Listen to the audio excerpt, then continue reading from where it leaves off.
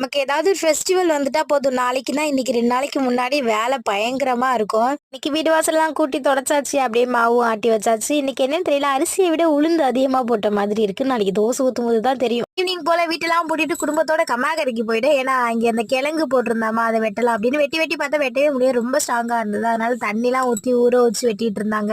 நான் அப்படியே பக்கத்துல காட்டுக்குள்ள நிறைய மயில் இறகா இருந்ததா விடுவோமா அப்படின்னு ஒண்ணு ஒண்ணா பொறுக்கிட்டே வந்தேன். பட்டு பைப்பிளுக்கு இதை பார்க்கும்போது என்னாச்சு தெரியல, எட்டிட்டு அதையே பிடிச்சி இழுத்துக்கிட்டு இருந்தான். இங்க வந்து பார்த்தேன் வெட்டவே முடியல போல. தண்ணி மட்டும் ஊத்தி ஊற போட்டிருந்தாங்க. நாளைக்கு காலையில வந்து வெட்டிக்கலாம் அப்படின்னு பக்கத்துல இன்னொரு அத்தை கிழங்கு வெட்டிட்டு இருந்தாங்களா, அவங்க கொஞ்சம் கொடுத்துருந்தாங்க. அத்தை அவிச்சிருவான்னு கேட்டாங்க. இல்ல எனக்கு சுட்டே கொடுங்கன்னு சொல்லிட்டு அவங்க எல்லாருக்குமே டீயும் போட்டு கொடுத்துட்டேன். எனக்கு பொங்கல் வந்துட்டா எப்படி கரும்பு கிழங்கோ அதே மாதிரி இந்த பச்சரிசி மாவு கோலமும் ஸ்பெஷல். சின்ன பிள்ளை வீடு ஃபுல்லா போட்டு கொடுத்துட்டு இந்த வருஷம் சுத்தமா மறந்துட்டேன். வீட்டுக்கு ஃபோன் பண்ணலாம், அக்கா கோலம் போட்டுட்டு இருக்கேன் சொன்னா அப்பதான் எனக்கே வந்துச்சு.